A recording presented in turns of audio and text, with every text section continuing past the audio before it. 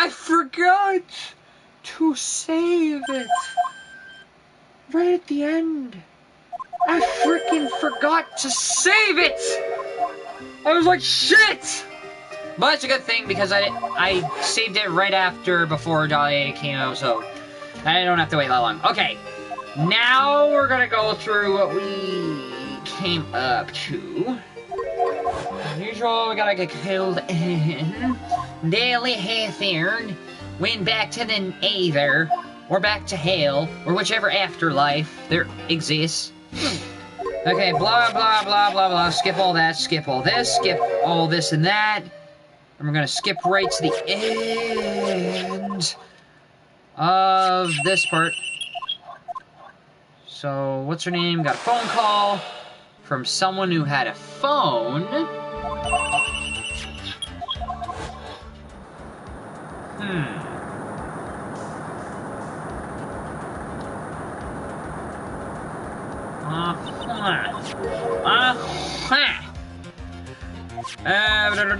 So she somehow knew about the murder weapon.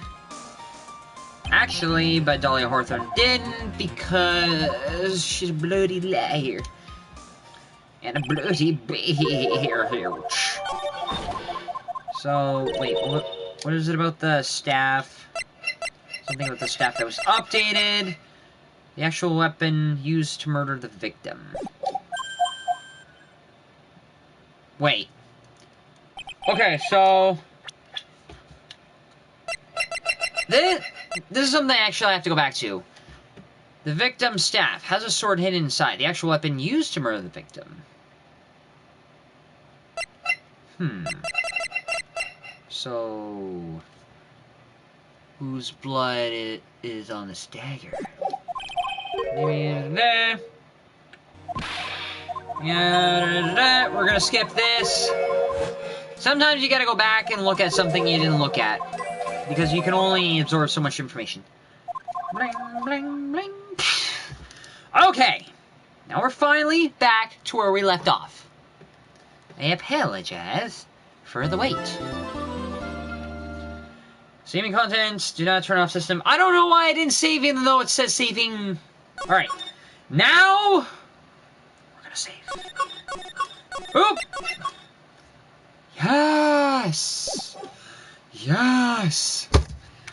Finally! February 10th, 3:36 p.m. District Court, courtroom number 7. The finale! The end. The last part. Now then, before we proceed any further, I'm going to announce the results of the test we performed earlier. Test? Yes, test. On the bloody dagger that was found stuck in the pine tree. Oh yeah, that! I totally forgot about it. I didn't! That's the weapon that my face used when she fought the victim. So what are the results? Was it the victim's blood, or due to time constraints, a full test wasn't possible? However, there's one thing we can say with certainty. The blood that was on the dagger was not the victim's blood. So whose blood was it? It wasn't the victim's. So let's restart this trial. So it wasn't Missy's blood on the dagger. Now then whose was it? Dagger blood. The blood doesn't mention victims. I'm sure both the defense and the prosecution know this, but this trial is rapidly coming to a close. Both sides will need to show firm evidence with their claims. I understand, Your Honor. From what I've heard, the witness is dangerously weak, physically speaking, so let's finish this quickly. Agreed. Very well, please bring in the last witness. Maya Fey. Is this the third or fourth time she's been put on the stand to testify and incriminate herself? Witness, please tell us your name and profession! Maya Fey. My profession is spear medium? I'm the assistant manager at Wright & Co. Law Office. Okay. Assistant manager. Maya. According to the magazine I have here, you're a spear medium of the Korean channeling technique. I'm frightened. The Fey clan. I don't want any more to do with it. Oh, Maya, the pain in the Fey bloodline must be unbearable. Very well. Now then, Miss Fey, when the event occurred, you were in the Garden of the Inner Temple. And you witnessed the moment of at least the ex-victim's murder. Is this correct? I did... Straighten up this instant, young lady. I thought you Oh wait, yeah, you did ask her. Never mind. I forgot. Pick up your head. Speak clearly. There's always time for crying later. But your mother was killed right in front of your eyes. There's nothing you can do to change that fact. But there's something you can do. You can finish this.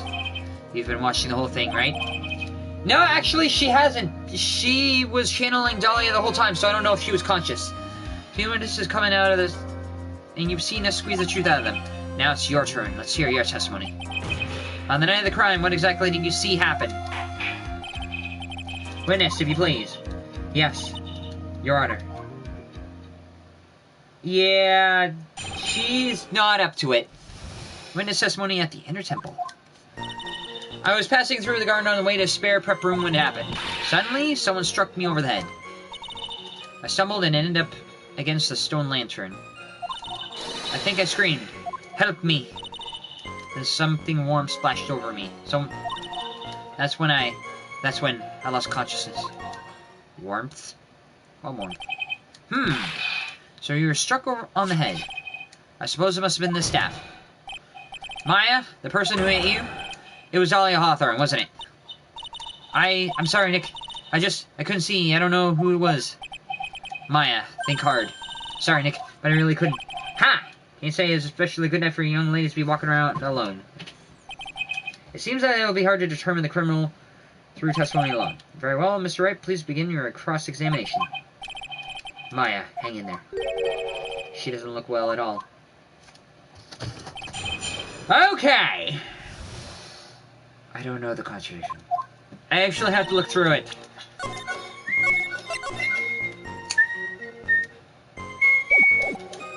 I was passing through the garden on the way to the spare prep room when it happened. Hold it!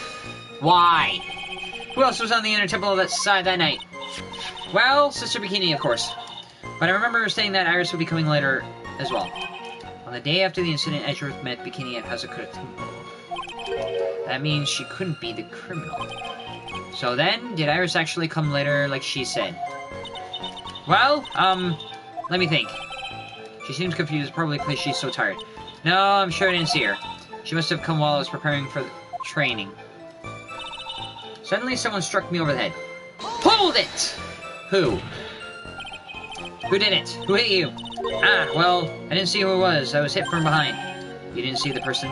But after that, your attacker was in front of you. How could you not see who it was? Oh! Let me think for a second. I'm sorry, I just can't remember. Maya's really having a hard time. What should I do? Press her harder. Come on, Maya, this doesn't make any sense. Why didn't you see this person? Well, let me think. It was, oh yeah, that's right. It was dark. That's it. It was dark. It's not gonna have much light. It's not good to have too much light around when someone is going to grow in spiritual training. Come to think of it, there was an earlier testimony to that effect as well. So it was dark in the garden on the night of the crime. Which is why she didn't see her attacker. I thought maybe she was trying to hide something, but I guess not. Judging by the testimony thus far, the identity of the attacker was most likely the spirit that was channeled by at least Yexodum Dahlia Hawthorne. Very well, please continue with the testimony. What happened after you were struck on the head? Okay. I stumbled and ended up against the stone lantern. Hold it! What happened afterwards? My attacker was in front of me, blocking off my escape, I think. You think? After getting hit like that, I was in a state of panic. There were only two things rolling around in my mind at the time. Well now, it was beginning to get interesting. So what were the two things rolling around in your mind? My name is Maifei, 1 + 1 = 2. Okay. You just wanted to remember math. You see, for some crazy reason, I was afraid I was going to lose my memory. I know it's odd considering my life was in danger, but that's how it was. That's not odd at all. Your actions are understandable, given the circumstances. So, what did you do then? I think I screamed, "Help me." Hold it! That's odd. You think you screamed, but you're not sure. Listen, I was in complete wreck. It was dark and I couldn't see my attacker. Was it a man, a woman, an adult, a child? I had no idea. I was scared out of my wits. Believe me, my dear, I'm certain I would have soiled my robes. I thought this person might attack me. So I... Anyway, I'm pretty sure I screamed. I thought it was my last hope. Wow, sounds like poor Maya really was out of her mind. But I wonder what she meant by last hope. What do I do? Press her more details? My last hope? Wait a minute, Maya. What's this my last hope stuff? Huh? What do you mean, your last hope? No, that's what you said. You said my last hope. Huh? What? I said what? Look, you were facing an attacker you couldn't see and you screamed, right? You screamed, help me. Yeah. But you testified that you screamed that because you thought it was your last hope. Oh, well, you know, that's like, what do you call it when it happens? Maya's not doing so well up there. Oh, that's right. I remember now, I was facing my attacker. That's not who I was screaming at. What did you just say? Someone else was there. Yeah, that's right. It was a person behind my attacker that I was yelling at. That's who was screaming it for help. Ah! What is it now? I messed up. I didn't let that slip out. Huh? Witness! Are you absolutely sure what you're saying? Behind the attacker, there was another person.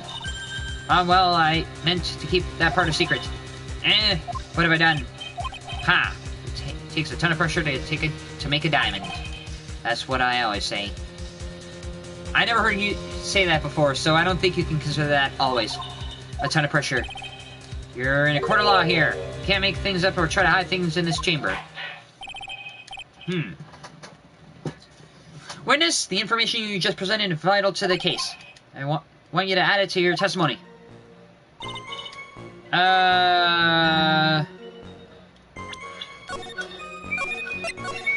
Okay, I could see a man behind my attacker by the light of the stone lantern. Hold it! A man? Who is this man? Well, you see, I couldn't see. You couldn't see? She used the excuse twice now. Well, you know, lantern light isn't very bright. Lantern light, did you say? Lantern light. Wait, didn't I... Was not lit the night of the crime. Okay! There's a great big stone lantern in the garden. They always light it when an acolyte is there for training. Hey, you know what they say, under lantern, darkness reigns. So I could see the person that was farther away, but not my attacker, who was closer. Plus, there weren't any other light sources in the garden at the time. I feel like you messed up. I could see a man behind my attacker by the light of the stone lantern. Well, there's only one stone lantern, and it was not lit during the night of the crime, so... OBJECTION!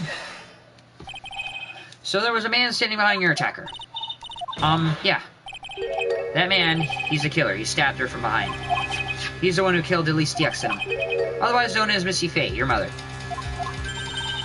The killer. Maya, you know who killed your mother, don't you? What's the meaning of this, right?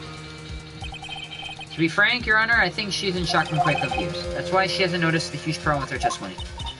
Huh? What do you mean, what problem? Maya, on the night of the crime, the stone lantern was out of commission. Huh? What? It's true. There was no light anywhere in the garden that night. No! Order in the court! Mr. Godot will explain this.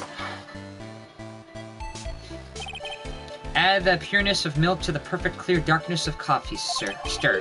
That is the state of the witness's mind right now. A cup of cafe au latte.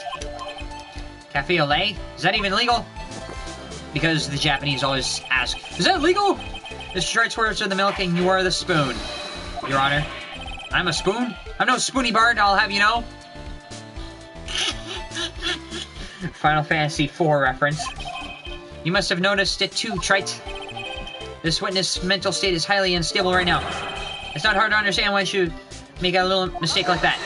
No! That was intentional. Sorry, but that's not gonna cut it. What did you just say? If there truly was no light in the garden, then there's a fatal contradiction in the witness's last bit of testimony. Nick, may I? Recall the witness's statement about her attacker. She said that she didn't know if it was a man, a woman, an adult, or a child. And yet, the witness could describe a person that was standing behind her attacker. And she quite clearly described him as a man. Ah! In other words, that would have to mean that Maya actually saw our mystery person. Despite it being so dark that she couldn't see the face of her own attacker. No!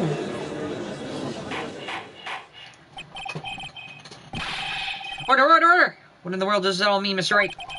Are you saying Miss Faye saw the real killer under pitch black conditions? Try. Do you have any idea what you're proposing? How could she have seen in the dark? There was no other light source at the scene. There are some things that you can only see in the dark, Mr. Godot. Maya, did you see...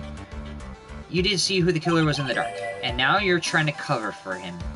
In the lights. Cover? For the man that killed her mother? There's only one conclusion I can draw from this. You know who this man is. Who is this man? Let's see if we can narrow down our suspects. No, no, no, no. Yes? No. Yes? No, no. Yes? No. Oh, yes. No, no. So there's only 3 guys here. Actually, 4. 3 of them had no connection. Gumshoe had no connection. Larice could not have been there because he was stuck on the other side. Edgeworth did not show up until the 2nd day. So that leaves only... Godot. Please, Nick. I don't know anything. Please, I'm begging you. It was Godot, wasn't it? He's the only one left in the... Wait, was it? The profiles? Yeah, it was profiles. You talk about good game, Trite, but let's see if you can walk the walk. It was pitch black, so what could the witnesses see? I'm calling your bluff! No, Nick, don't! Please stop! Maya's dead set on protecting this guy. The man who murdered Maya's long-lost mother. But I can't let him get away with it. I'm a lawyer, an officer of the court. I'm here to find the truth. I'm no bailiff. Alright, Mr. Wright, time to show us what you got. Even though... who is this person that you say Miss Faye saw in the darkness? I think we all know the answer to that question. Go! Because it was pitch black, Miss Faye was able to recognize the killer easily. I'm sure the court would like to see for herself how this is possible, yes? What? But how do you propose to show us something like that? It's easy. We just need to recreate the conditions of that night. Conditions? Your Honor, the defense officially requests that all the lights in the courtroom be turned off.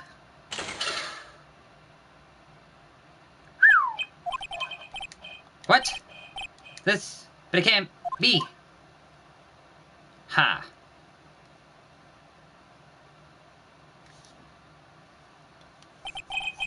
That was a nice bit of deduction, Trite. You're able to see Godot in the dark.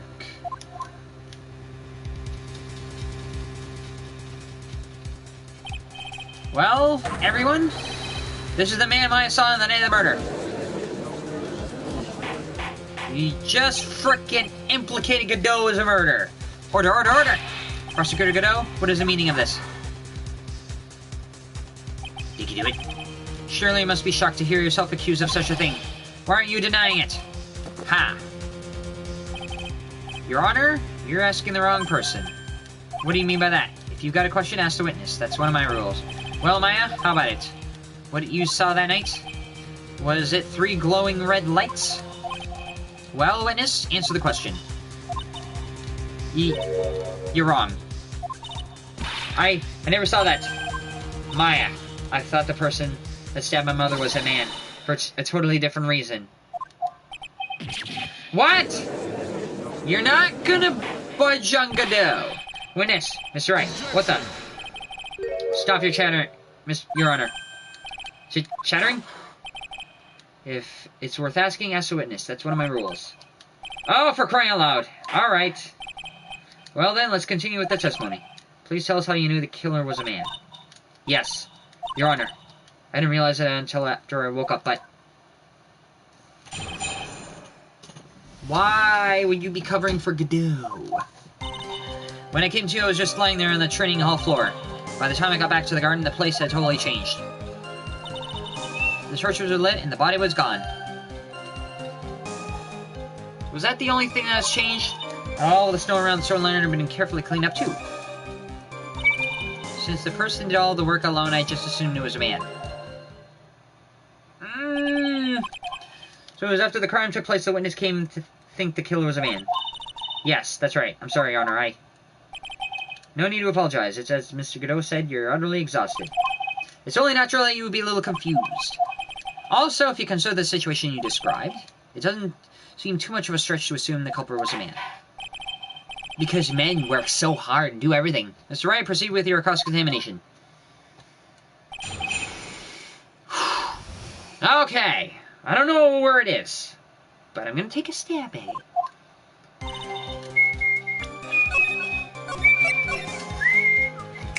Actually, that's one of my favorite theme songs. When it came to it, I was laying on the training floor. Hold it! Are you sure you were so you lost consciousness when you were in the garden, is that right? Yes, I think it happened when the victim was stabbed. So the person that carried you into the inner temple, it could have only been the killer. That's what I think too. So the killer carried Maya into the inner temple. By the time I got back to the garden, the place had totally changed. Hold it! Naturally, the killer must have done it, right? I think so. But why would the killer tamper with the crime scene like that? There must have been something that the killer desperately wanted to hide. I don't know. It looks like she doesn't have enough confidence. I think I'll gather some more information before I ask her again. So, I gotta come back to that statement. By the time I got back to the garden, I guess I have to press everything else. The torches are lit and the body was gone. Hold it! The torches were lit? Yes, that's how I noticed that the whole scene had changed. I'm gonna say it was the killer who lit the torches. I mean, who else could it be? The killer probably lit them since it was impossible to do any cover-up work in the dark. However, if that's true, there's one thing that bothers me. Why did the killer go to the effort of moving the body? That's true, it's hard to see how it would be any advantage to the killer. The only one who would gain anything from that would be the only person that was at the inner temple, Maya. Very well! Let's hear some more of the condition of the crime scene. And all the snow around the stone lantern has been carefully cleaned up too. Hold it! So you're saying the killer cleaned up the snow. It did really look odd. The snow was removed in the natural-looking rectangular shape around the lantern. There were a lot of shovels around the inner temple, but they were really heavy, way too heavy for me to use. An odd fellow indeed. This killer. Why on earth would anyone want to take the snow away? Well, there's one thing I can think of, despite... Didn't you say a lot of the victim's blood sprayed onto the snow? Yeah. The area I collapsed in ended up being splattered. In other words, the killer's purpose was to hide the bloody snow. In other words, to hide the blood. But! You missed the spot! I think that's most of the reasonable explanation. Perhaps. However, there's something that bothers me. If the killer just wanted to hide the snow with blood on it, there's no need to remove that amount. That's true. He could have scooped up the snow that was just stained with blood. It did mention the lantern. It looks like there are some mysteries behind this issue, but I think they'll help explain them. This person did all the work, I just assumed it was a man. Hold it! So you're saying that you never saw the killer, right? Yes, but earlier you clearly stated you saw a man behind your attacker. Nick, I'm sorry. The killer certainly went through a lot of trouble, moving the body by a pendulum, manipulating the crime scene, but for what purpose? Why do all that? Maybe Maya knows more than she's letting on.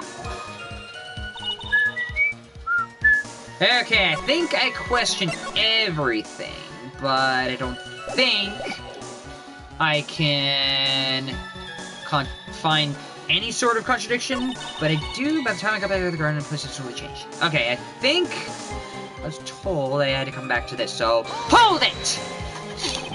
Naturally, the killer must have done it, right? Yes, I think so. But why would the killer tamper with the crime scene like that? There must have been something that the killer desperately wanted to hide. The truth is, when I saw the crime scene, I felt something. You did? Yes. I felt the killer was hiding the evidence for me, for my sake. No. What? Hiding it for you? Everyone knew that I was the only one at the inner temple that night. If Sister Bikini had come back and looked at the garden, she might have thought that you had done it. No, she definitely would have thought so. And you're saying that's why the killer... clean up the crime scene to make it look like nothing had happened. Yes, I'm sure of it. Well, it's certainly an important piece of information. I want to add it to your testimony. Yes, Your Honor. I think it was for my sake that the killer cleaned up the evidence of what had happened. I don't think so! Because the stone lantern was not clean up. So, objection! The body of Alicia Exon was carried all the way to the Hazakura Temple's courtyard. The garden, the real scene of the crime. The snow that we suspect was covered in blood, so it was scooped up and removed. The reason to believe all this was done in an attempt to hide the true crime scene. However, there's still one matter that seems somewhat odd. Oh? And what would that be? You must have figured it out by now, Mr. Godot. It's a message written in blood on the lantern. You're surprised? It was written very clearly on this white stone lantern. Maya. Ah! If the killer was so motivated to protect Maya from suspicion, then why didn't they wipe the writing off the lantern? Ah! You're right! Order, order, order! But, Mr. Wright, isn't that the fact that the killer was trying to cover up the crime scene? No! Indeed, but it doesn't make much sense to move the body and remove the bloody stone. And then not wipe off the most incriminating thing of all, the bloody writing. But if that's the case, do you have an explanation for the killer's mysterious behavior? Why would the killer move the body, move all the snow? But then leave the bloody writing on the lantern. I don't know what the killer's plan was, but it's a fact that the killer left the writing on the lantern. There must be a reason for it. Well then, Mr. Wright, let's hear your opinion. Why did the killer leave the message written in the blood?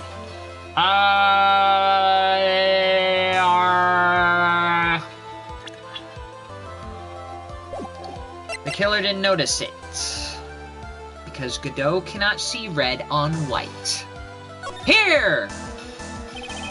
Prosecutor Godot, early in this trial, you gave me some good advice. Once you eliminate the impossible, whatever remains must be the truth.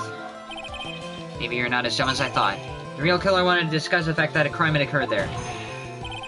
If that's the case, they wouldn't have left the body writing on the stone lantern on purpose.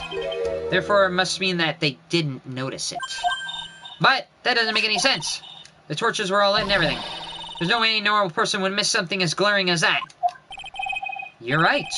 There is no way any normal person would. What? What are you saying, Mr. Wright? There's one person involved in this incident who could have missed seeing the bloody writing altogether. And who would that be? Who's the person that could have failed to notice the bloody writing? Godot! Mr. Godot, this is what you said yesterday. My eyesight is pretty messed up. Even with the huge goggles on my head, I still can't see everything. You can't see everything? Is that correct, Mr. Godot? This lantern was submitted as evidence today. I would like the court to think back to the moment it was first presented. This lantern, there's something written on it. Why? It's written in blood! Humph! Nonsense! This lantern, it's as clean as a whistle! You can't see it. Because for some odd reason, you have some weird colorblind sense. Mr. Godot, just admit it. There are certain colors you can't see, correct? The color red! That's what you can't see. You can't see red on white background, can you? That's right, we went through this once before, during the poisoning case at Trisbean. This is April, the delightful Miss Bird was wearing at the time, and somehow spilled coffee on. There's something still bothering me, Mr. Godot. Why have you not explained the blood stain to the court? Blood stain? What blood stain would that be? Don't play games, prosecutor. The blood-colored stain that's smeared all over the apron. That's ridiculous. No one told me anything about a blood stain. You could see the coffee on the white apron, but you couldn't see the ketchup because it was red. Ha! It's strange. In black and white photo, those letters would have appeared black to me. I wonder, why am I the only one that can't see them? So then, Mr. Godot, are you admitting it? Are you admitting that you can't see the red writing on the lantern? Someone likes your activities. Who was it? Harlem... whoever it was. Bird up! Are you admitting that you can't see the lantern? Running on the left for that.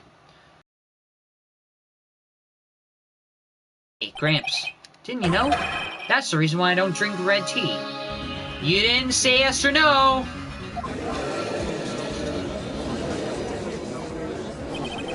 I wasn't sure about it until now, but I just can't believe it. Prosecutor Godot's the murderer. He's a murderer! But there's no going back now. I finally figured out the truth.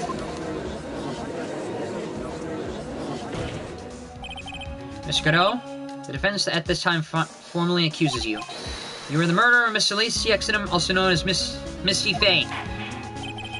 It's hard to believe this may be true, however. Once again, Mr. Wright has brought up an undisquieting fact about you. Ha! Just make sure you don't fill out the indictment in red ink, Gramps. Come on, how does this little graffiti make me into the killer?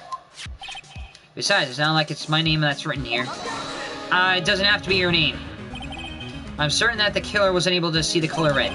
This is rich. Do go on, Trite. The answer is right there at the crime scene.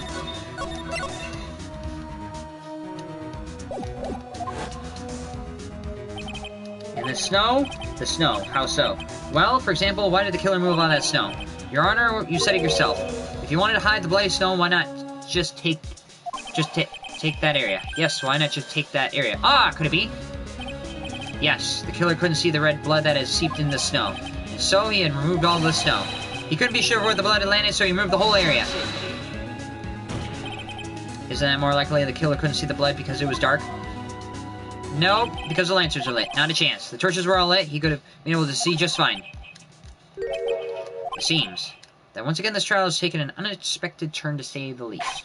Can you explain this, Mr. Godot? Because you're kinda on a spit. What? Wait a minute. Just a minute. Maya, what is it, witness? Mr. Godot was the killer. Why do you keep thinking that? After all, he didn't even come to the inner temple until 2 days after the murder took place. He didn't show up until after the old bridge got fixed up. Maya, you can't testify to something like that. Why? What do you mean? I mean, Eek! After the murder happened, you didn't even exist. She didn't, I'm afraid I don't follow. Because she was channeling Dahlia up until that time. Are you seeing an old man? We established this just a little while ago. After the murder, this witness was unconscious for a long time. Because she was channeling Dahlia Hawthorne. Oh! That's right. Please, Your Honor, let me add to my testimony. Nick, please listen to me. Maya, do you plan to cover for Godot no matter what the cost? If that's the case, then I've got no choice. Your Honor, let's hear her testimony. If it means we're going to hear the whole truth, I say we should not silence her. Ha! Nicely done, Trite. Very well, let's hear the witness's testimony. Please tell us what happened at the inner temple after the murder. Yes, sir. After I woke up, I began channeling and my spirit left me, as it were. But little Pearlie was there at the inner temple, too. After the incident, Pearlie was also stuck on the inner temple that night. The next morning, she looked around but couldn't find anyone. The next day, when the bridge was finally fixed, she was in the spare prep room. That's when Mr. Godot arrived at the inner temple for the first time. He found Pearlie first and cheered her right up. Who is this Pearlie? That's my little cousin, Pearl Fay. So when did you hear about this? Oh, just a little while ago when I was in the medical office. I'm terribly sorry, but what you heard from someone else is simply not admissible as testimony. Hearsay. What? Come on, Pearlie would never tell a lie. She's a way more honest person than I'll ever be. Real smart, Maya. You always know the best things to say when you're under oath. Ha! The prosecution has no objection. We believe the witness. Mr. Godot, let's just move on to the cross-examination if the defense has no objections. This is highly unusual, but well, Mr. Wright, let's get this cross-examination started. My turn! Pearlie was also stuck on the inner temple side that night. Full of it! Was she the only person? So where do you think Pearl slept that night? In a spare prep room next to the training hall, I guess. There's a rule that you can't enter the training hall during an acolyte's training. But even so, why did she go to the Inner Temple in the first place? It seems that Pearls became very worried about Maya. She knew about the spiritual training I was about to undergo was very intense. Pearls was supposed to channel Dahlia Hawthorne, but she couldn't do it. That's why she headed to the Inner Temple. However, Dahlia Hawthorne was already there, possessing the body of Elise Dioxinum. The next morning, she looked around but couldn't find anyone. Hold it! She searched the entire temple site end to end. Well, you see, Pearlie gets pretty scared when she's alone, and there weren't that many places to look. She says that she went back and forth several times. The Inner Temple site has two structures, the training hall and the spare prep room. And there's also a storage shack, I think. That's about it. There was a storage shack, too? Pearls was looking for other people, right? Would she have really examined a storage shack all that carefully? Well, if it was me, that would be the first place I would investigate. Well, so that means it's possible that someone may have been hiding in the storage shack. The next day, when the bridge was finally fixed, she was in the spare prep room. Hold it! Who found her there? Pearls didn't hear the sound of them working on the bridge. What do you mean? I was just wondering why she went to stay in the prep room. If it was me, I'd at least go out and wait at the foot of the bridge. Oh, well, Pearlie said she was sleeping at the time. She said that she was so scared during the night. That's why she couldn't sleep well and woke up a bunch of times. Poor little girl, all alone like that. Well, we know that she had at least one friend in the sacred cabin. Dahlia Hawthorne, who was busy battling with the trick lock. She couldn't let anyone see her.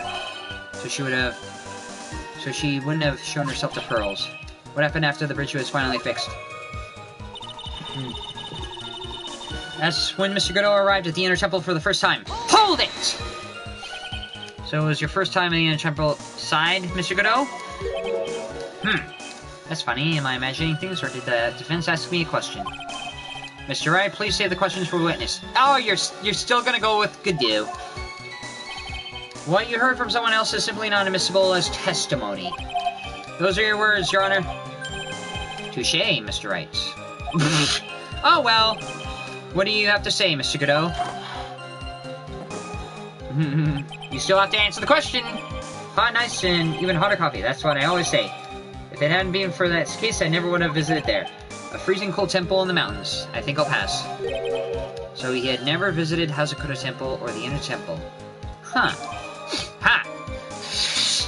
You want to say something, Trey? In any case, I have to find a crack in Godot's armor. While I cross-examine Maya, that is. Very well, please go on with your testimony. After fixing the bridge, the policeman came over to the Inner Temple side, right? Yes, then Mr. Godot. He found Pearlie first and cheered her right up.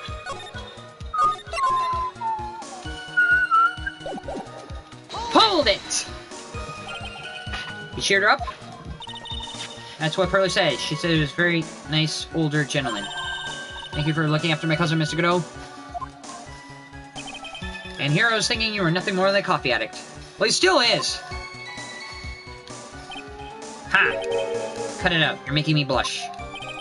This guy is really beginning to get on my nerves in more ways than one. The truth is, there aren't that many places to look on the Inner Temple side.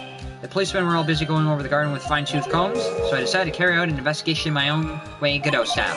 In the same way, I like to handle out my verdicts in my own way, Judge style. Maybe I should ask some questions, Phoenix style. Godot's investigation. What did you do? You said you conducted your investigation. Did you find anything? It looks like my investigation went well as yours, Trite. After all, I didn't miss the bloody writing on the lantern. Well, I didn't miss it, so speak for yourself, Goggles. The only thing I discovered was a beauty in the training hall. What? Beauty? Misty Faye, naturally. Clad in her stunning Japanese garb, surrounded by hue and aroma of Western taste. What? Western taste? Could he find a stranger way to describe gravy? Gravy? How would he know?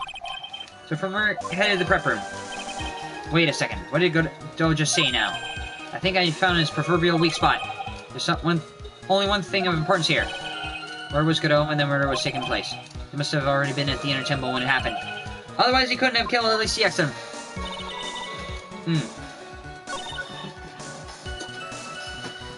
Looked around, couldn't find anything. First up, that's when Mr. Godot arrived at the inner temple for the first time. Something tells me I should object to that. That's when Mr. Godot arrived at the inner temple for the first time. Found Perlane. That's when Mr. Godot arrived at the first time. From the next morning, okay. You found Shirley. Hold it! I should ask the other one. Cheered up.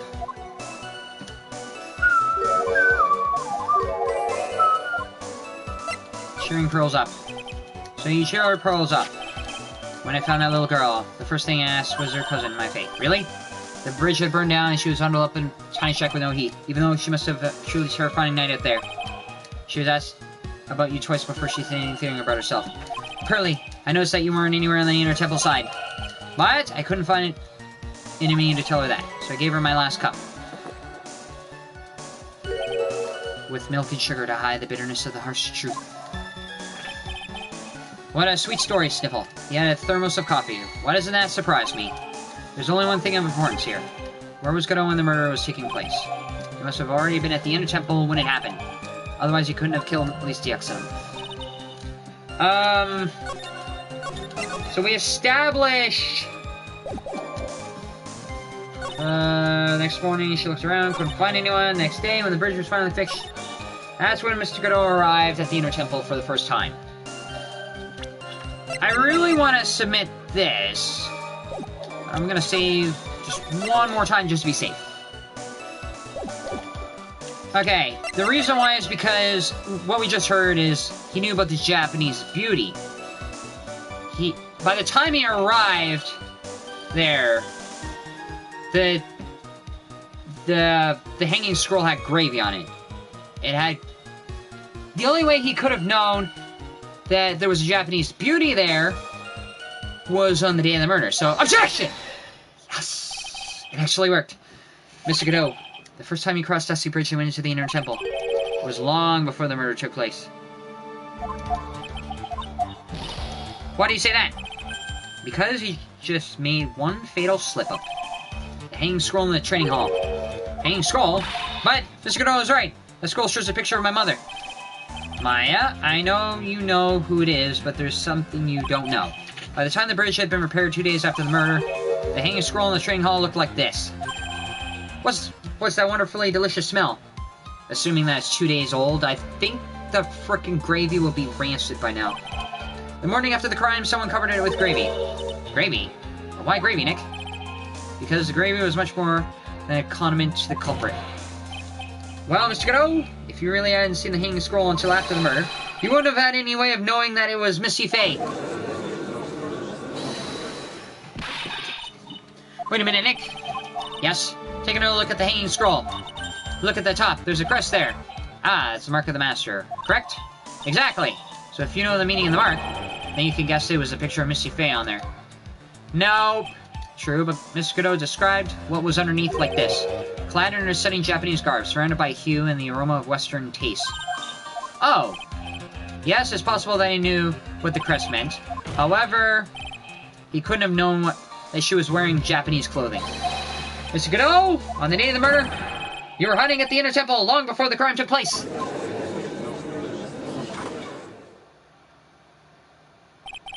Can I ask you just one little thing, Trite? What is it? This whole theory of yours, it's all rests on a certain assumption. That I knew beforehand that the crime was going to be committed.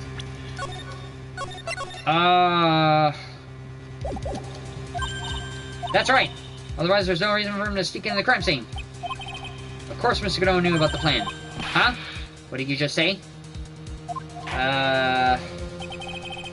It's really possible another person knew of the plan.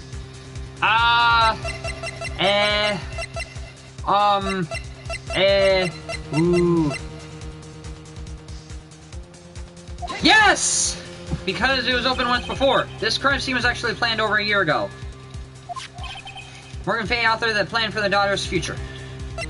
I thought it was going to be Orders from Morgan Fay. Opened once before. I thought it was Maya. But Maya got orders from Mia, so... Author, the plan for her daughter's future. And these instructions were hidden somewhere in the Fae Manor for a year.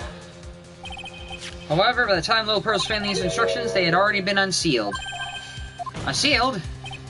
Yes. The killer had read those instructions long before Pearls even ever found them. That's how I knew the crime was to take place at the Inner Temple. And you still insist the crafty killer's me. You bet I do. But you said that the instructions were hidden. That's right. Mr. Godot couldn't have known where the instructions were hidden. If he really wanted to know, he had a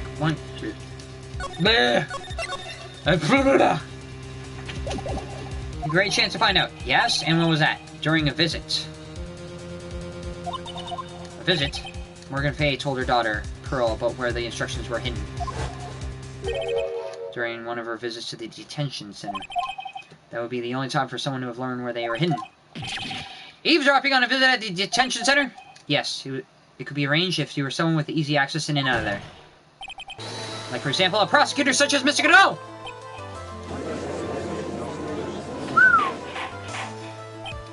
Order, order, order! Mr. Godot, you're under fire again! This murder could not have been carried out without prior knowledge. And you're the only one that could have acquired information before the murder!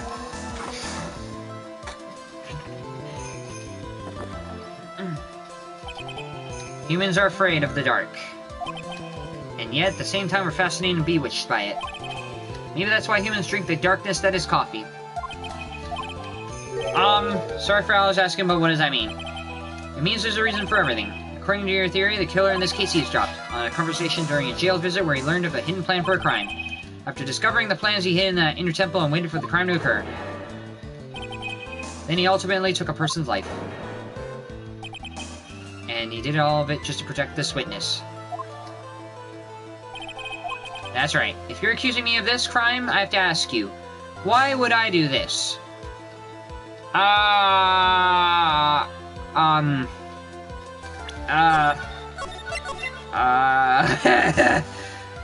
Wait. I think I know why. Assuming if it was Godot, there's only one person he's ever cared about. And one thing that he's mentioned when meeting Phoenix is he cared about Mia. Because you wanted to protect Maya. This girl's nothing but a stranger to me. She is a sister of the woman you loved. I've got no reason to go through that kind of trouble to protect her. And what you see, I'm certainly not the type of rescue that damsel in distress. Actually, you are! The killer's behavior is certainly extreme, for lack of a better word. Even considering that the killer wanted to protect this witness's life, his behavior is still a little too unnatural. There was a reason. However, you had a good reason, didn't you, Miss Godot? An unshakable reason that forced you to protect this witness at all costs. I knew it. You figured it out having you, Nick. I have! You wanted to protect Maya. I guess you were doing your best to cover for Godot. For the same reason, huh?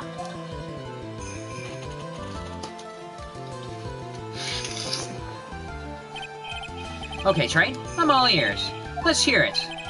It's very simple. Maya Fey is more than just a stranger to you. I guess it's several times. What's this? There's one person who lies at the very center of this whole story. One person that ties you and Maya Fey together inextricably. Mia. Take that! There's one very good reason why Fey's life is so precious to you. After all, she is Mia Fey's only sister. Mia. Fey. You once worked alongside her. That was when you were a defense attorney. Wait a second here. Ms. Godot is a defense attorney? With your honor's piercing intellect, you must have figured it out by now. The real name of this man who calls himself Godot. His real name is Diego Armando. Isn't that right?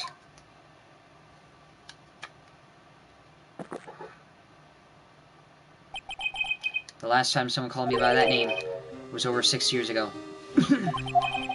Diego Armando. That name rings a bell. It should, Your Honor. All of this is related to a single case.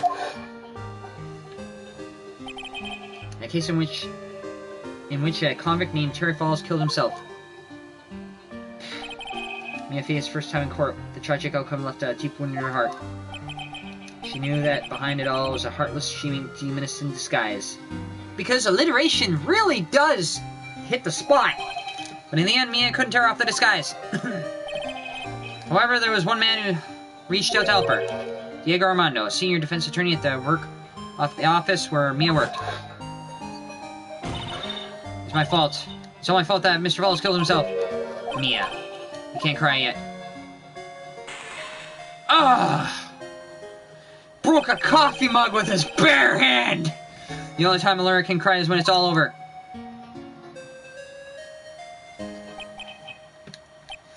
I was moved by her.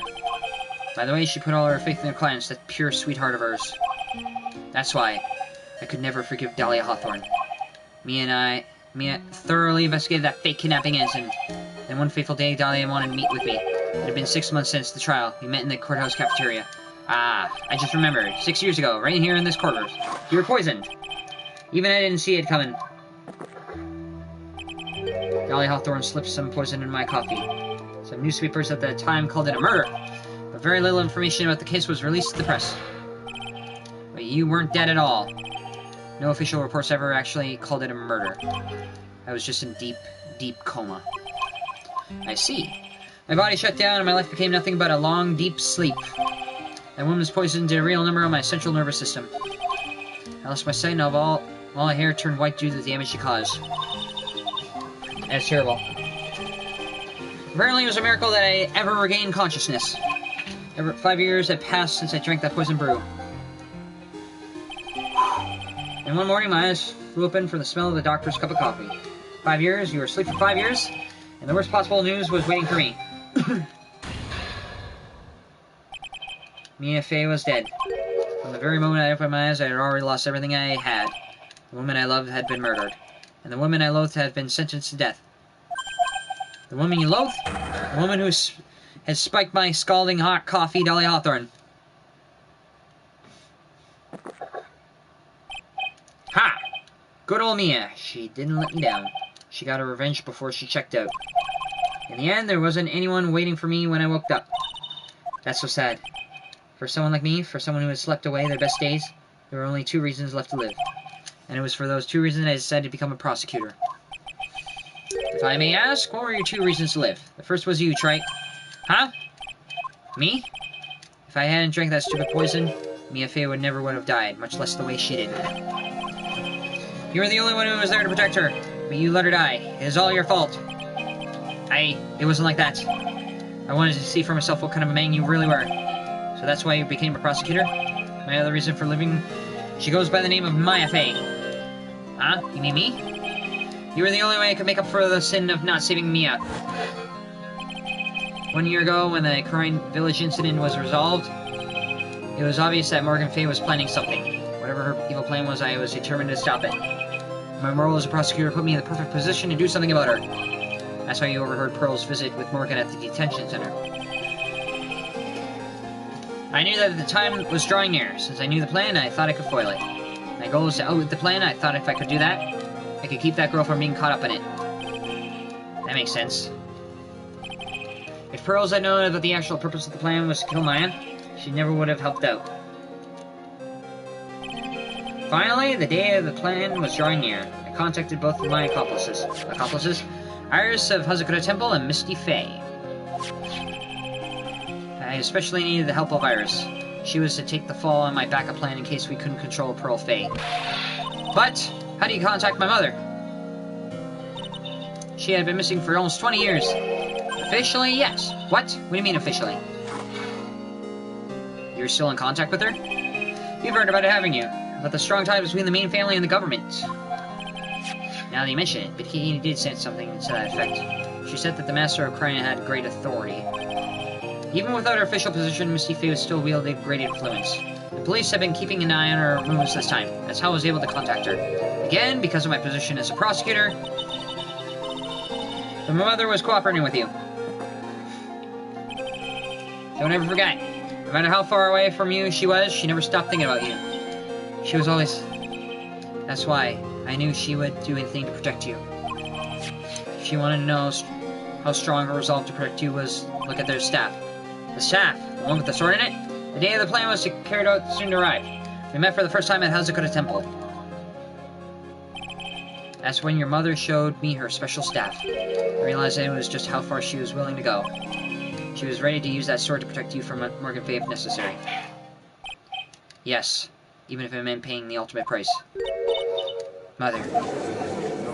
A mother's love goes far beyond morals. That night, the night of the crime. There's just one way to stop Morgan's evil plan. You mean pearls, don't you? We had to make sure she didn't channel Dahlia Hawthorne. Well, Pearl, what are you gonna do tonight? Well, if you'd like, you can come to my room. Perhaps we can read some books together. I thought we could prevent her from playing her part in Morgan's plan. But she never showed up. She was worried and followed me in the inner temple. That was the thing we were most afraid of. And that's why Missy Faye had to do the channeling herself. She channeled Dahlia Hawthorne in her own body. What? What do you mean? If she channeled the spirit first, then Pearls wouldn't be able to do it herself. As master of crime, Misty Faye's power was supreme. So that's how it went down. She channeled Dahlia Hawthorne so that Pearl Faye wouldn't be able to. Ah! Ah! What? Is that true? My role in the plan was to make sure no one was going to hurt Maya Faye. That's why I hid myself at the inner temple. Just in case you need to be safe from Dahlia Hawthorne. Good-o. Anyway, that's all I'm going to admit to, Wright. Huh? There's no doubt about it, you're a great defense attorney. But you're going to have to do the rest yourself. The background leading up to the incident has been laid bare. There's just one question remaining. Who killed the victim? It was Godot! He did it to protect Maya! There are two possible suspects right now. Maya Faye, and I'm sad to say you, Mr. Godot. There's just one unexplained thing. Well, try it. If you're the real deal, then finish this thing once and for all. Show us beyond a shadow of a doubt that you can finish this on your own. No, Nick! Please don't! Maya, I heard the whole thing from my sister in the medical office. That's why I have to protect Mr. Godot. I can't do it. I can't testify against him. After all, he's a man who put his life on the line to protect Mia, and me, too.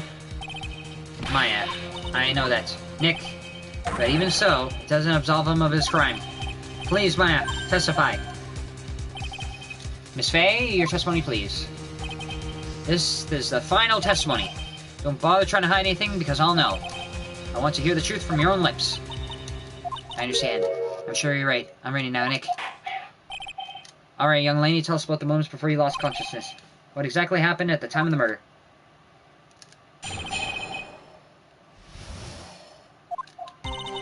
Just before it happened, I think I saw some red lights. 3 of them.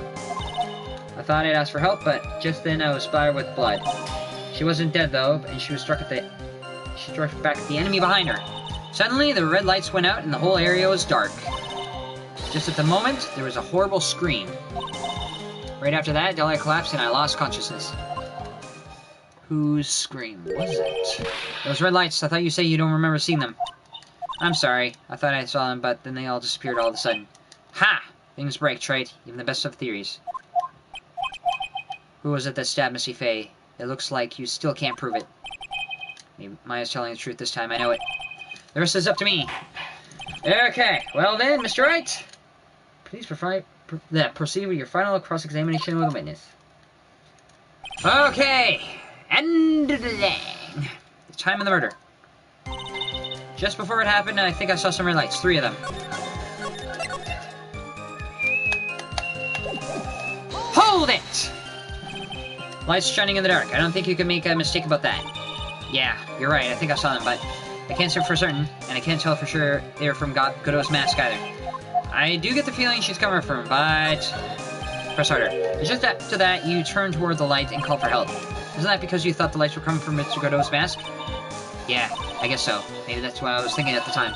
But I can't remember after all. There was a person I couldn't identify in front of me. Maya's life was in danger the whole time. There's no way she can remember the details of the scene perfectly.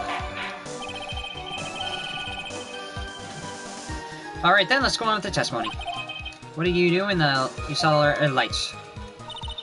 I thought I asked for help. Just then I was splattered with blood. She wasn't there though. She was struck back at the enemy behind her. Oops! Yeah. Hold it! How do you know? That blood, was it Dahlia Hawthorne's blood? I think so, probably just for that moment. I heard a soft scream that seemed to be close by. It was a woman's voice. So that was when the killer stabbed the victim from behind with a murder weapon. Is that right? Without a doubt, Maya was in the middle of a really dangerous situation. Anyway, the victim was stabbed by the murder weapon. What happened after that? She wasn't dead though, and she struck at the enemy behind her. Hold it! What happened then? Struck back. How do you know that? Well, you're right, I didn't see it exactly. I could tell by the sound of her breathing and movement. And so, the smell of blood. You have witnessed more horror than any young lady should ever have in one life. So then, what do you do at that point? I couldn't move. I could just barely make out the shadows moving in the dark, but I had no idea what to do. Did you still see the red lights you mentioned earlier? Yes, I think so. But suddenly the red lights went out and the whole area was dark. Hold it! They went out? Yes, suddenly I couldn't see them at all. What could it mean? If the red lights were coming from Godot's mask, and they went out right in the middle of the night, maybe the mask was damaged. Or maybe it was knocked off. Or maybe the batteries ran out. Right? Okay, there's batteries in that mask? Or maybe those little red pin-looking lights just stopped working. What could have really happened then? Just at the moment, there was a horrible scream. Hold it! What do you mean by just at that moment? You mean the moment when the red lights went out?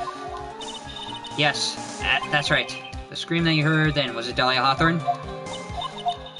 I don't think so. I'm pretty sure it was a man's voice. What? Then the scream came from the killer. That's gotta be it. I think Dahlia Hawthorne must have taken the blade and attacked the killer with it. And then the killer just let out a scream of pain, huh? After that, the killer stole the blade back and delivered the final blow, I guess. Well then, Mr. Wright.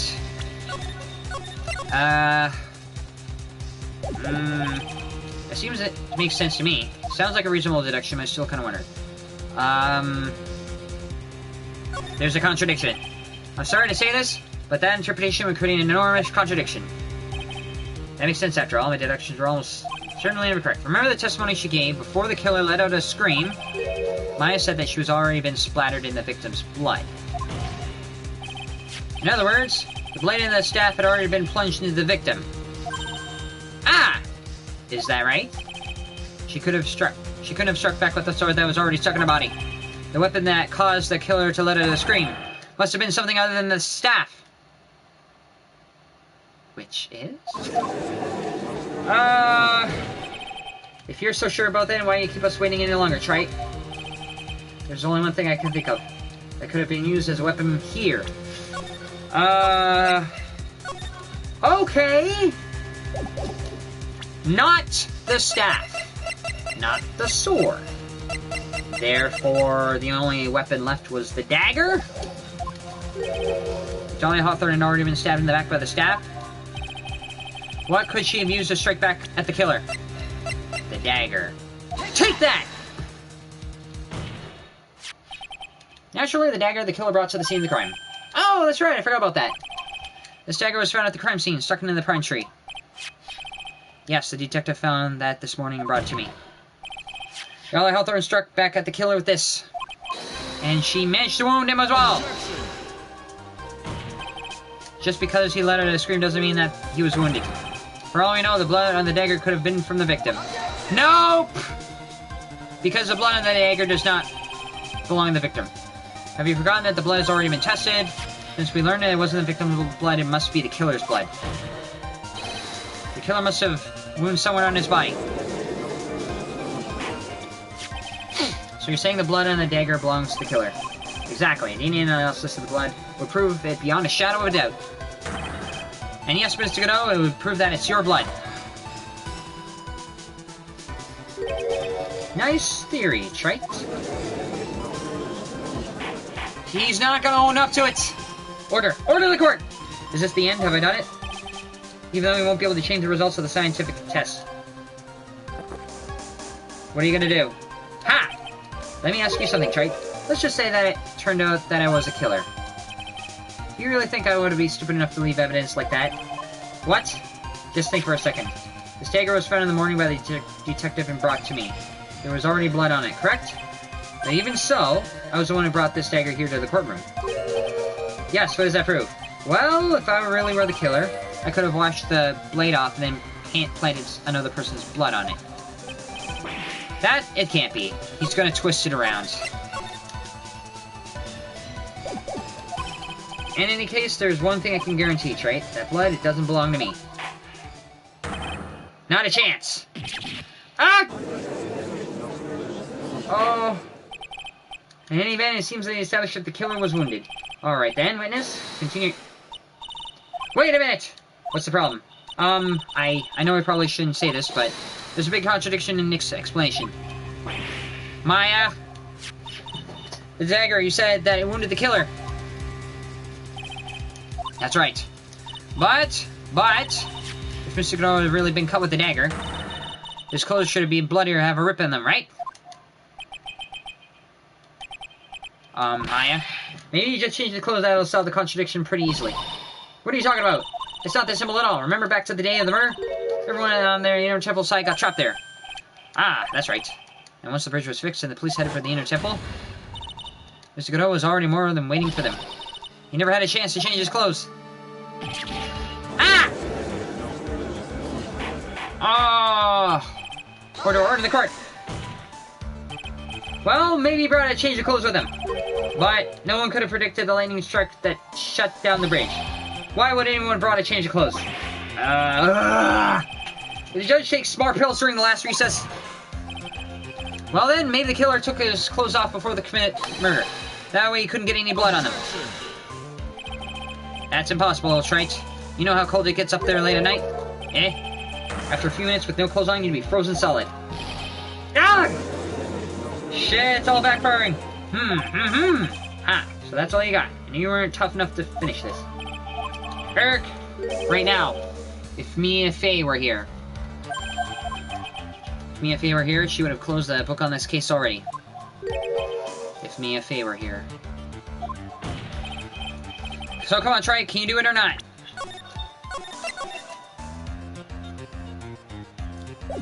Okay. Let's stop and think about this for a second.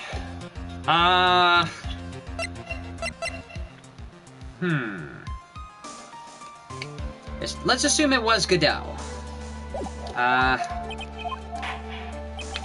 about it, Mr. Wright? You've accused Mr. Godot of being the killer, but can you prove it? Have you even got one piece of evidence? The question isn't whether I can prove it or not. The fact is, I have to prove it. That's the only choice I have. I was taught it's one of the rules of being a lawyer. You have no choice but to prove it.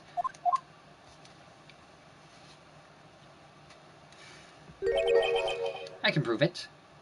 I'm going to bring your magnificent vengeance to fruition just as you want. Ha! That's good. Fighter till the bitter end, right? Since there's just one piece of evidence that can prove your point, why don't we go for the unlimited penalty? So even if I had a full bar, one frig up, and it's all over. No retries.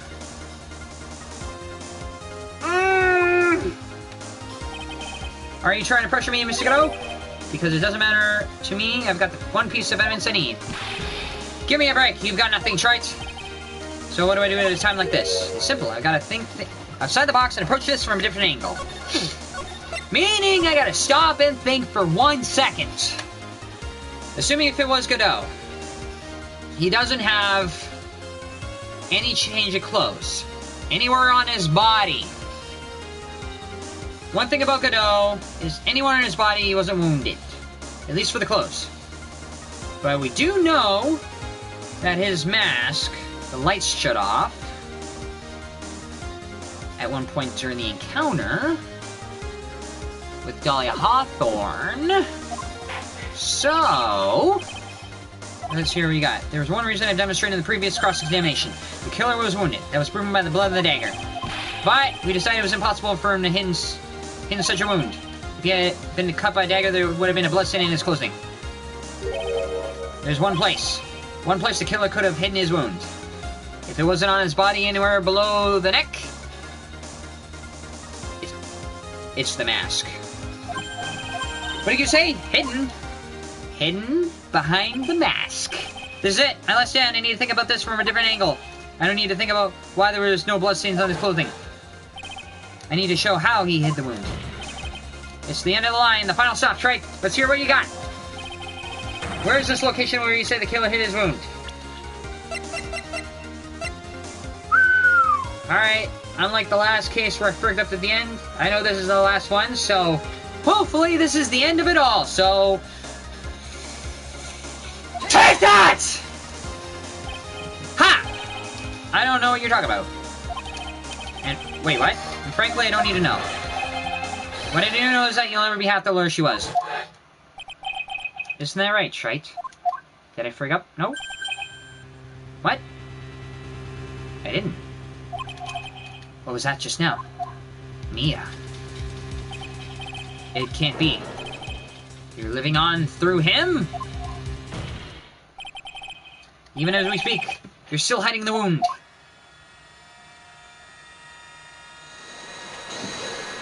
Objection! It's beneath your mask! During the fight, the red lights given off by the killer suddenly disappeared. Seconds later, the killer let out a scream. That's right, your mask quit flying off your face. Mr. Godot, would you mind removing your mask? If you have a dagger wound under there somewhere? Then I'd say this whole case is solved. You're gonna get a cup of coffee. Nope, your face is gonna explode. Ah! My face, it exploded, somehow with no burn mark. Is that it? Or do you have another argument up your sleeve that I need to take care of?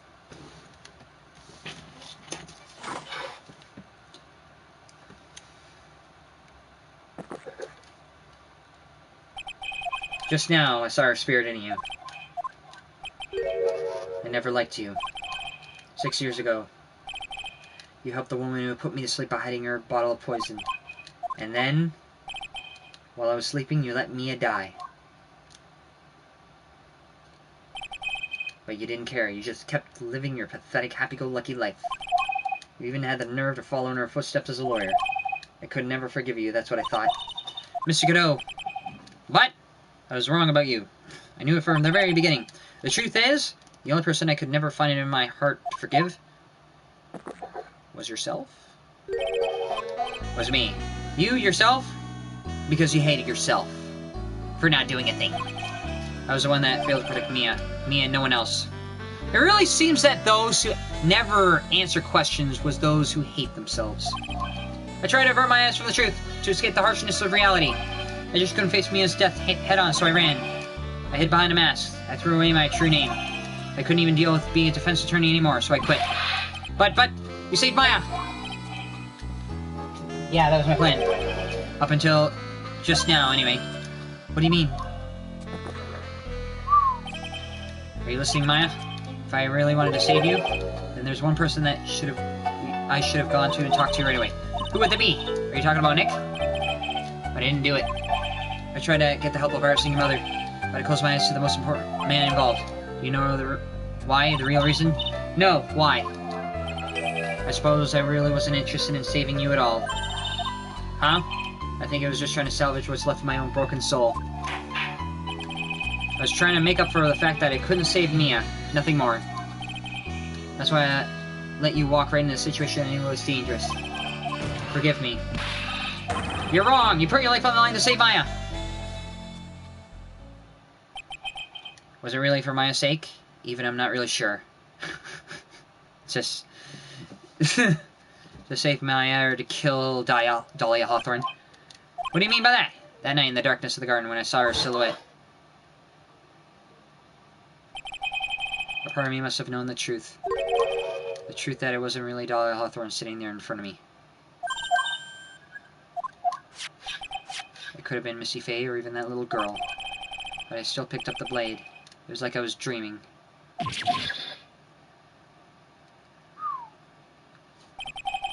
I'm not sure exactly what was going on in my mind at that point.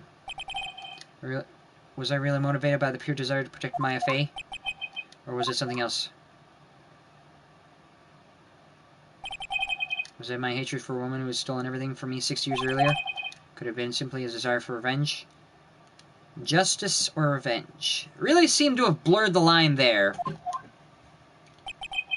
And now, I don't know anything anymore. I did learn something today, however. I finally realized I was the arrogant one. I was just chasing an illusion, a fantasy. The stupid fantasy of defeating you in the courtroom. You were the one who made me realize my folly. You never ran away from Mia's death. Instead, you picked up where she left off as a true defender of the people. In that one moment, I understood everything. Mr. Godot.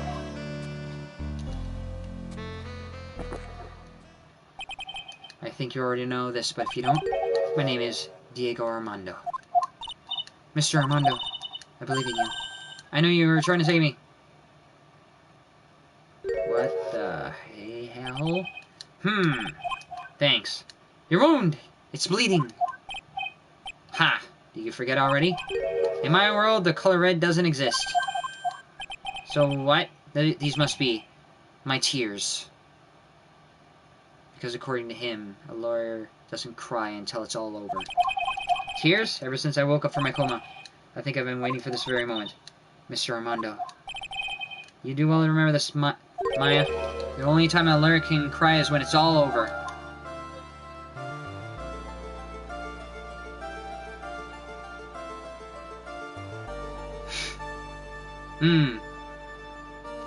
Just a freaking look on my face as I'm looking at this. This time it really is all over, isn't it? Yes! Defendants! Yes, Your Honor. Although you weren't directly involved in the murder, tampering with the body and the crime scene is a serious offense in itself. I understand, Your Honor. Mr. Armando explained it to me very carefully. I knew the risk and I willingly cooperated anyway. Very well. Before I hand down my verdict, is there anything you'd like to say? Well, there's one thing I'd like to say to Mr. Wright. I want to apologize to you. Apologize to me for what? For the case 5 years ago, of course.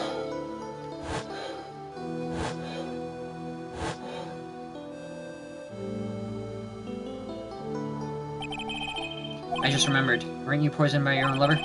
Not exactly, but yeah, something like that. Even now, 5 years later, I can hardly believe it. She was going to do it. She was planning to kill me.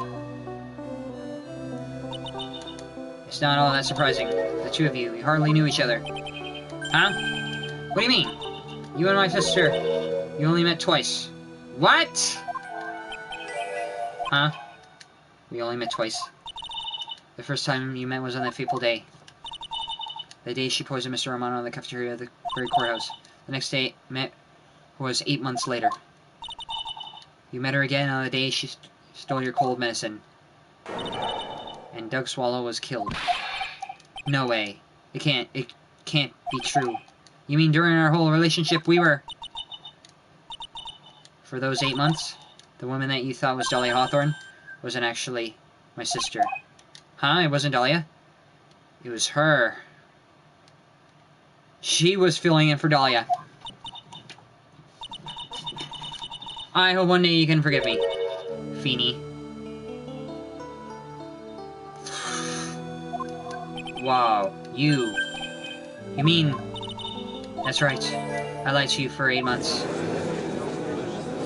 So that those two were actually lovers. Why? Why would you do such a thing? Ever since she gave you the bottle that one day, my sister was trying to get it back as soon as she possibly could, because of the police investigation and the surveillance.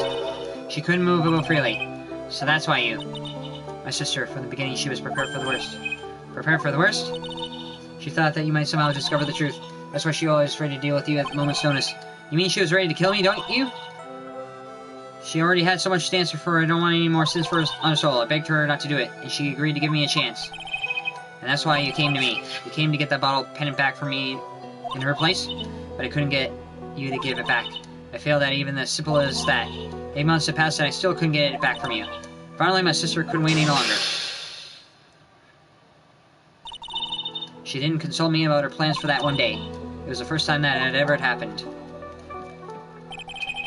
That was a bit strange, wasn't it? Up until that day, you two were partners in crime and she would confer with you. I think She must have noticed. Noticed what? My feelings for you. If I had found out she was planning to kill you, I would have done whatever was necessary to stop her. Even if it meant her life or mine. Iris. After spending those 8 months by your side, my feelings toward you, they changed. I have something to say to you, too. Yes, you really are the person I always thought you were. Even after Dahlia Hawthorne was found guilty, I still believed in you.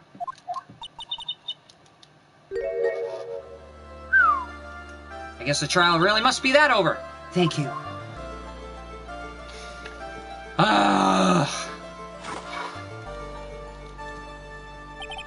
How many cups of darkness have I drank over the years? Even I don't know.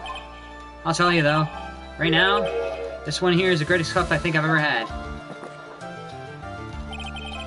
Don't you think so? Phoenix, right? That's the first time you had called Phoenix by his name. What the? Now he's got a coffee. Yeah, I think you're right. I think I'll level with you. The purpose of this trial is to rule on the murder of the victim Elise Exodum. At some point, I expect you'll be tried for your role as an accomplice in this case. I understand, Your Honor. Very well. On the charge of murder, I hereby find the defendant not guilty. Muzai! Not Yuzai. Yuzai Shinai. Court is now adjourned. Because I think that's from the Japanese version. Muzai or Yuzai. Muzai is not guilty. Yuzai is guilty. February 10th, 4:51 p.m. District Court, defendant lobby number 1. So I guess it's all over. The way everything ended was justice really served. The man who risked his life to save Maya is being sent to the prison by my own hand. Was it justice or revenge? Of course justice was served. Mia! I'm proud of you, Phoenix. Your defense was truly brilliant. Thank you! But I couldn't save Mr. Armando, the man who cared so deeply for you. You're wrong, Phoenix. You did save Diego. You saved him in the only way possible. You mean, with that verdict? I think one day you'll understand, too. Phoenix, I want you to remember one thing. You're good out there today as a defense attorney could ever hope to be. There's one more thing you can learn from me. Mia, you've accomplished something I wasn't able to. I owe you a great deal, thank you. Mia, I'm sure we'll meet again someday, Phoenix. I've had lots of cases and I've seen a lot of things. And along this journey, I found myself asking just one question. What does it really mean to defend someone? Even after all that experience. I suppose today's case produced one possible answer. To believe. Nick. Maya! I guess it's just like what my sis said. Mia, what did she say? That night, when I channeled Mia to get her advice on what to do, this is what she wrote back in my notebook.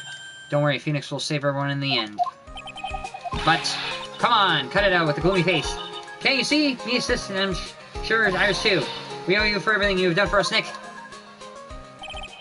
Maya, how can you be so bright and chipper after all that's happened? Bright and chipper? You were brutally attacked, we even saw your own mother murdered. Ouch!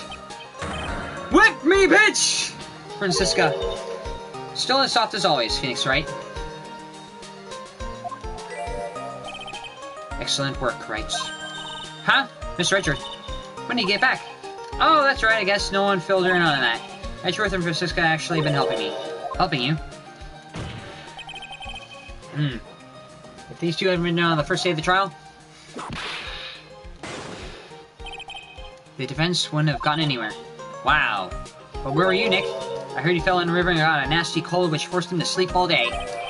Yes, he lay in bed shivering from his fever with Iris's hood pulled over his head. Oh, ouch! Talk about embarrassing, Nick. You definitely need more training. Anyway, thank you, Mr. Richards, and you too. Francisca. I don't suppose. Oh, there's Larry. There's Larry. There's room for me in this group hug. Is there? Oh, Larry. What's with the, longer than usual face? I realized something, when I was reborn. I realized that Larry was never used to one, not even once. That's not true. Right, Nick? What? You're asking me? Well, Nick, is it true I've got a place in this world, right? Huh? Oh, yeah, of course. I knew it. Everyone would be better off if I were gone for good. No, yeah. Oh, yeah. those portraits you painted. They were really good. Isn't that right, Edric? What? Me? Why are you making that face? Huh? Edgy? Oh, well, yes indeed. I certainly can't say that the like resemblance. You really mean it? What about you, Frenzy? Did I draw you well, too? Ah! My beauty can't possibly be captured by a mere crayon. Glare. Nevertheless, I recognize the effort you put into it, and it's worth something. So you'll do it? Like you promised? You're gonna... Ah! Don't get carried away. Well, how about that? I guess my painting portraits is the only thing I'm good at. The painting of pearls was pretty darn good, if you ask me. Huh? Now that you mention it, I haven't seen her around. Pearls! Where could she have gone? Normally she would have made a beeline for Maya. Oh! I'll go look for her. I'll be right back. Hey, Pearly. Right. You seem to be uncharacteristically puzzled. I suspect you were wondering how Maya could be so cheerful despite all that has happened. Yeah. To be honest, I can't understand that either. Francisca. That's right, she lost her father recently as well. I think I understand how she feels. Maya is a much wiser person than she appears, and I think she realizes something. Now it's exactly the time when she needs to be as strong as she can. What do you mean exactly now is the time? Maya wasn't the only one that was badly wounded by this incident. In fact, there was someone that was hurt far more deeply than she. I believe it was for that person that Maya is trying her best not to cry. Someone who is hurt more deeply than Maya.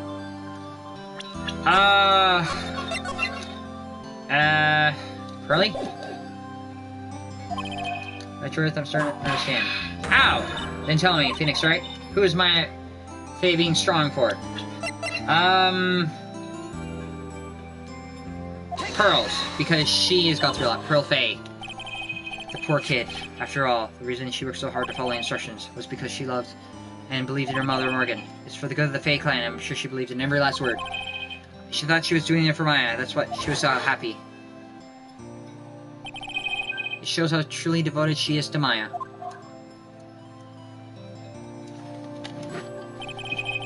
But it's cruel irony that it was her exuberance that led her to this tragedy. Maya Faye's mother was killed and Maya herself was put into the deepest peril imaginable. And that's exactly why Maya's putting on a brave face. She's doing it for Pearl's sake, until she can see her smile again. Oh, hey! So this is where you all are. Wow, looks like... Ouch! What was that for, sir? Sorry about that, Scruffy. My whip just seems to have a mind of its own. Whoosh! What's up, Detective Gumshoe? Oh, you know, this and that. Anyway, congrats on your win. Let's go for tonight, pal. Dinner's on me. My salary's just kind of gone down the teeny-weeny bit, but it's alright. Made reservations at a first-class restaurant tonight. Ah! Pretty good work, Scruffy. What was your reward? Detective Gumshoe. You said a first-class restaurant. French restaurant. You know me. Just being. Where else? I knew it. We're doomed. Come on, let's go. Everyone. Can't keep Maggie waiting, pal. Hey, you, Crybaby. You're invited too. Oh, forget about me. Pearl and I will be at the loser's shack eating potatoes. You know, Maya's taking an awful long time to get back. She's still looking for pearls. Oh, Maya, what's wrong? Nick, what did I do? Pearly, I can't find her anywhere. Huh? I bet she went back home, that's all. I thought too, so I called the village, but no one has ever heard from her. This never happened before. As I figured, she has been badly hurt by this incident. She feels responsible for the tragedies that befallen you, Maya. But none of this was her fault. What? What should I do? Detective Gumshoe? Yeah, what is it, pal? Could you guys go on ahead? But what about you? Maya and I will. We'll join you guys once we find Pearl. Nick, don't worry about us, Detective Gumshoe. We might be a little late, but we'll definitely be there. We have a lot of celebrating to do tonight, and I wouldn't miss it for the world. Yeah, but you're... Ah! Very well, Phoenix Ring, we'll go on ahead. Don't keep us waiting, right? You won't. Where should I look? Where could Pearly have gone? Let's go, Maya. There's only one place I can think of that pearls might have gone to.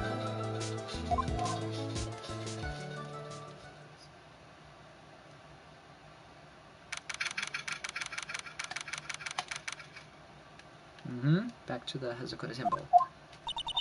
Hazakota Temple. Pearls, I bet this is a very important place. After all, it's where the whole incident started. What's this? You're all back again so soon? Mr. Bikini. I thought I would be eating mashed potatoes alone tonight. So she's here? Pearly is here? She's in the training hall. Why don't you hurry along and go see her? Okay.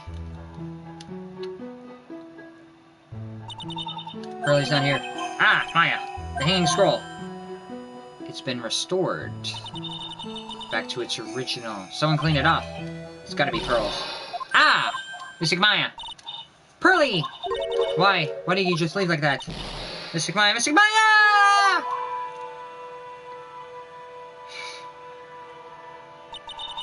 I swore that I would never trouble the two of you ever again, because it's all my fault that Mystic Maya's mother!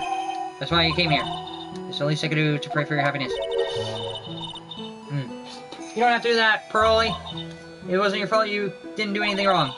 Of course, hold on a second. Let me check one thing. Okay, so 9:45. I got plenty of time. I'm sad that my mother's gone, but how do I say this? I'm still happy.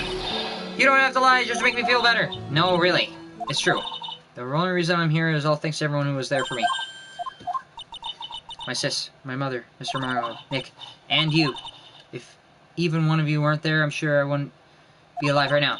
That's why I have to be strong. For all the people that were there when I needed them. That's all I can really do. Mystic Maya, I'm impressed you truly are the daughter of Mystic Misty. Sister Bikini, your mother, Mystic Misty, was a strong woman indeed. I want to tell you that she said to me that night, after dishonoring the good name of Crane, I don't have the right to face my daughter. But still, Maya's always in my thoughts. It's true she'll always be with me until the day I die. Your spirit was with her. That's why your mother was so strong. Even at the end, I'm sure she had no regrets. She'll always be with me until the day I die, huh? There's a rule of something all masters are to follow, isn't there?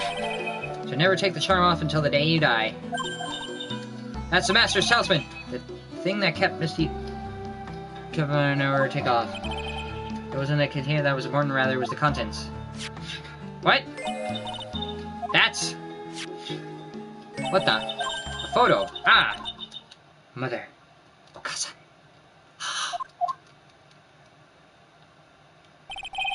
It's only natural for a living creature to fight on to protect their lives. But what makes us human is what we fight for others. But who do you fight for? How hard must you fight? That's the true measure of what human life is worth. What you fight for others. Almost like the clue to being a defense attorney. We defense attorneys are warriors who are constantly challenged by that question. Why do you defend others? Huh. Young Maya and Mia. Even when the battle is over and the bonds that connect us are severed, we always return, time and time again. Mia, Maya, Pearls, Mr. Armando.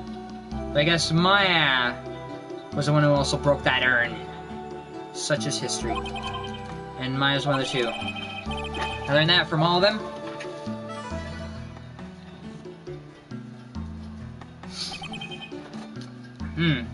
Well, shall we get going? Everyone is waiting.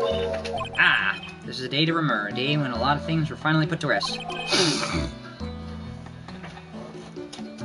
think we should overcome today. But I still can't. Oh, go on, sweetie. You can come back for training anytime. Okay. Wait, didn't it cost money to come back? Are you gonna charge me more? I'm gonna make a brand new start too. Sister Bikini, I'll be back for more training, I promise. I know, and I won't go easy on you just because you're the future master. I'll make sure to prepare reservations for 3 when you come back. Wow! Hee hee. Alright, we're gonna have a great feast today, Pearlie. You know why? Because training is the battle of endurance. Okay, Mr. Maya, I'll eat lots and lots of food tonight. You know, there's one thing I don't get, and probably don't want to, but... what is it, Nick? Reservations for training is fine and all. But why for 3? Come on, what do you think? You're one of us, Nick. Next time you can train right alongside us. Huh? I'll be waiting for you. So Bikini will take special care of you. Huh? Huh? That'll be great, Nick. We're going to do the special course naturally. Huh? Huh? Huh? That's a great idea. After all, Mr. Nick, you do anything for Mystic Maya, wouldn't you? Even walk on hot coals, right? We'll have a nice big meal for Ray next time. Right, Nick? You know, I was wondering if I can say just one little thing. Sure, of course you can. I love this part. I can't wait to hear it. I'm getting goosebumps, too. Well, then, here goes nothing.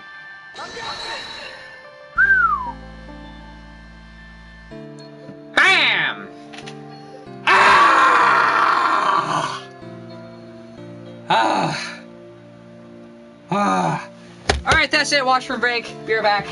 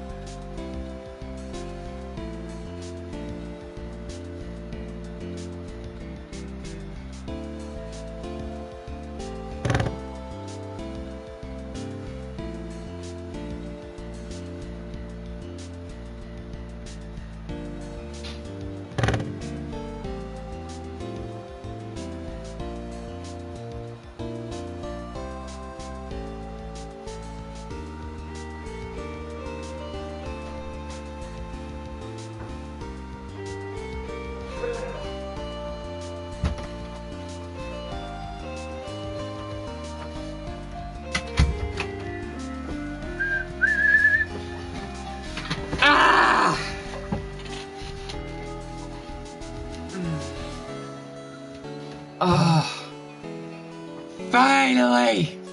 I finished it! I finished the game! Mask Consulting. We're dedicated to stopping evil plans of all the criminals in the city. Oh, cut it out, please! Pretty cute, huh? Okay, I'm gonna just stop here and think. And not have to say anything. I like this. I like the game. It made me think. It put me on edge.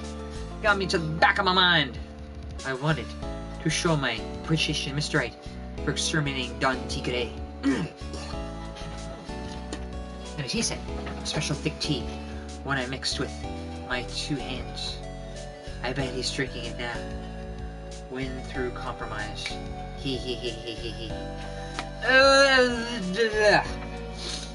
Okay, give me that gold trophy at the end. Did I get the gold trophy? I don't know if I got the gold trophy.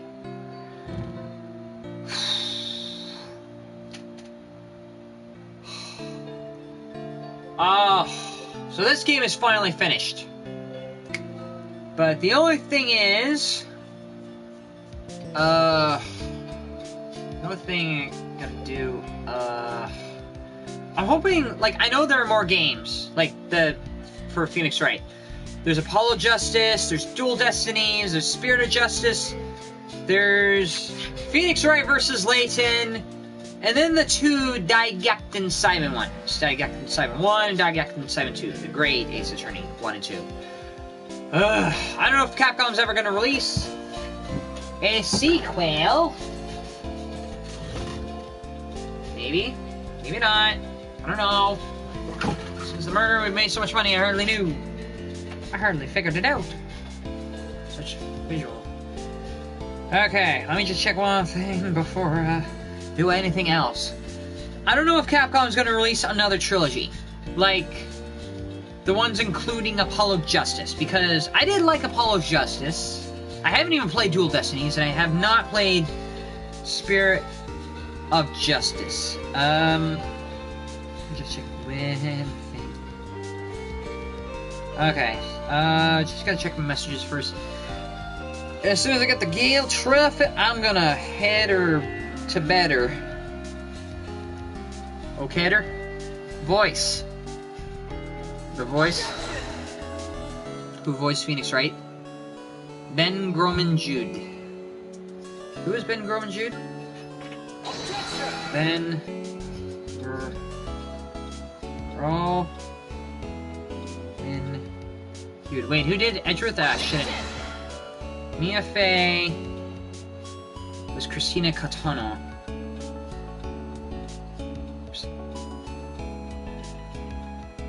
Ben Jude. Composition, James C. Wilson. Objection! You want to know who Ben Jude is? Centerville. This guy! This guy did Phoenix Wright. David Crislip did Winston Payne. Frickin' hell. He's like, objection! He was the guy who lends his name to Phoenix Wright. He looks nothing like Phoenix Wright. But then again, voice actors are never... You can never tell who a voice actor is, like, their actual character. So...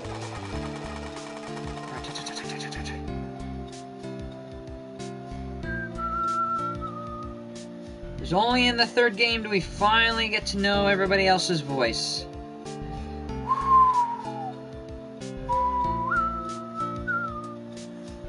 Frenzy whippity whip, I really realized if sooner self-centered, lazy, antisocial. I'm an artist.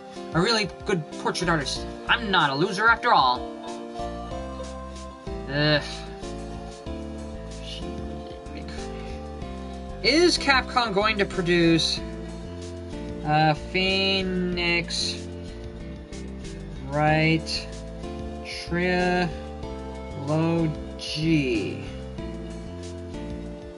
Number 2.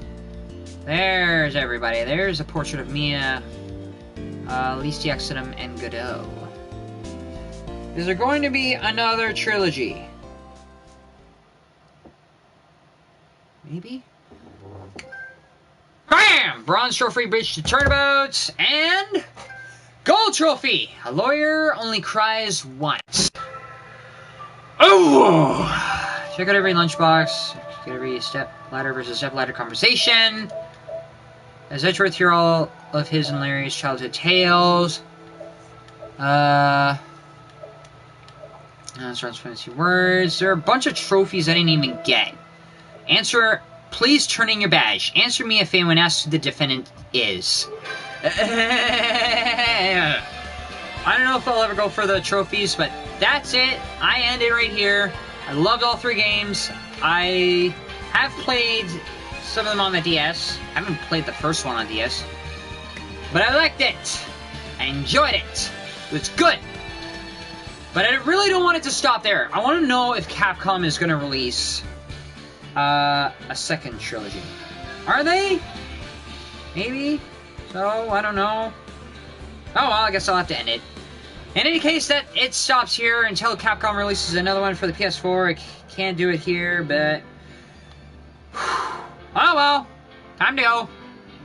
I'll be back with another game. Alright? Bye-bye.